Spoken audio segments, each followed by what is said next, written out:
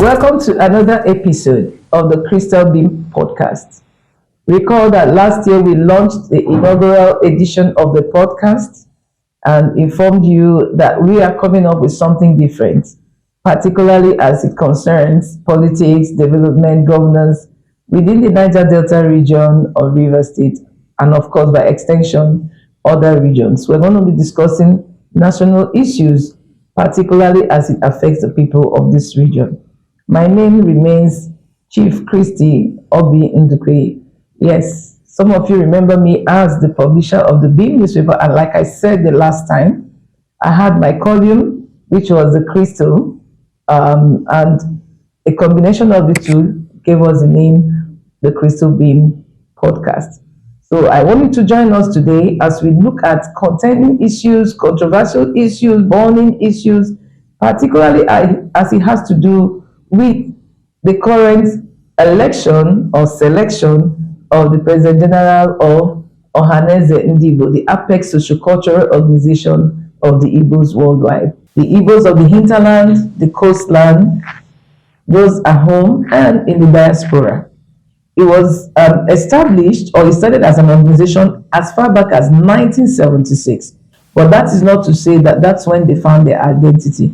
I think it was when it became expedient for them to come up under an umbrella body in order to, discuss issues affecting the Igbos in general. Of course, you have is a 7-member organization where you have the 5 states of the southeast. You have the Abia state, you have Anambra, you have Enugu, you have Ebonyi, and then of course you have Imo state. And then also you have Delta state and Rivers. You all know that Delta state, of course, is made up of people of different ethnic nationalities, as well as Rivers, which are also referred to as a mini Nigeria, where you have several ethnic nationalities. By virtue of the constitution of the Ohanaeze, every Igbo person, everyone who identifies himself as Igbo is a bona fide member. It's an automatic thing. But you still need to belong to your local organization, the town halls, because those town halls are seen to be offshoots of the central body, which is the Ohanaeze organization. So anybody who is a member is expected to also be active in their local organizations. Now, the question comes to mind is, who is Igbo? Who is Igbo? People are bound by tradition, by language similarities, culture similarities, and even names. And then there have been so much controversy on the issue of who is really Igbo. Some say we are not Igbos, but they speak their language, their culture, and tradition are very similar to people of a particular geographical location. We've had articles with books and works written by some foreigners and even Nigerians who have dated the history of the Igbos as far back as 1412, when the Portuguese came and met them. Of course, that does not mean that that's when they started existed. When they met does not really mean so. Now, the fact remains that those who say we are not Igbos, particularly what we see today in the Ikwe ethnic nationality, some have said, no, we can be part of Ohanaeze because we're distinct people, we have existed before now, long before now, and all the controversy. But the fact also remains that those who have accepted that they have the Igbo roots, they have the Igbo ancestry and nativity, you cannot also deny them that. As far as I'm concerned, anybody who believes that he is Igbo also can also be part of the Ohanaeze thing. But something has happened lately. We're not going to really talk about the controversy of who is Igbo and who is not Igbo. Let's focus on those who have accepted and admitted that they are Igbos. Now, something happened lately. The election that took place in Enugu recently. Enugu remains the national headquarters of the organization, where they have, of course, the state branches, in the different 7 states. Not minding the fact that there are still Igbos in Cross River, Akwa Ibom, Benue, and Kogi State, and even Edo State. Those who have their origin, their ancestry from these other states. Now, we're going to focus on this, and then we're going to begin to find out what actually happened. Why is it that this last election is generating so much dust. Yes, we actually saw it. I think the last three presidents of Ohanaeze, when Nyewodo was the president, there was this controversy, but it didn't generate as much dust as what we have now.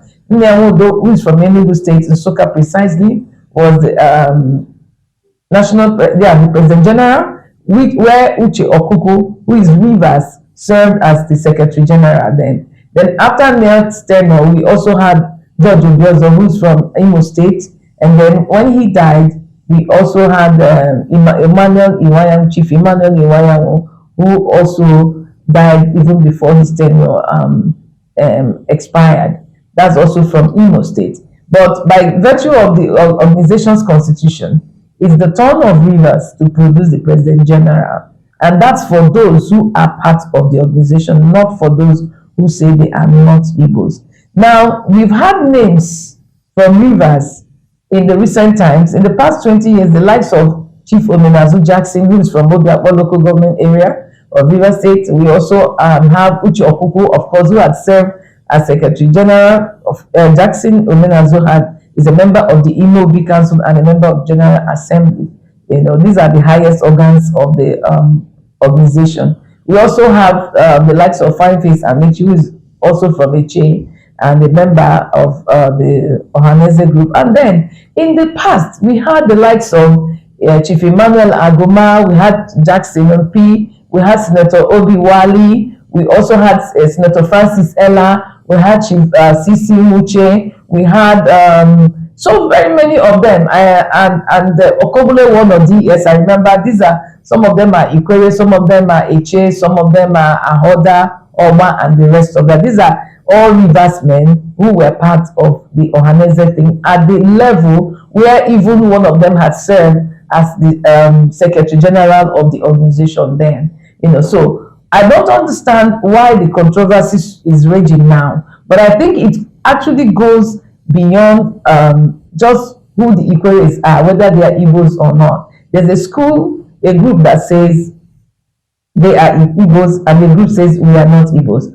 But I think there's something that has triggered this conversation right now. I think there's something responsible. There's something that is actually making it to generate so much dust, you know. And we've had factional presidents. We had an election that was on January 6th with about 300 and something delegates conducted by the Richard Ozobu electoral body, and where Chief Omenazu Jackson emerged as president. And then a few days after, we also saw the governors on the 5 southeast states also gather in Enugu with representatives from Delta and Rivers State government also participating. And then suddenly we hear that Senator Azuta John Mbata, whose name had never been before now associated with the organization at that level, he emerged as the President General. While we also have Uche Okuku, who is also being pushed by a section of the IPOB, you know, as President General. We are going to be looking at these issues, and then we are going to talk about it because we are going to bring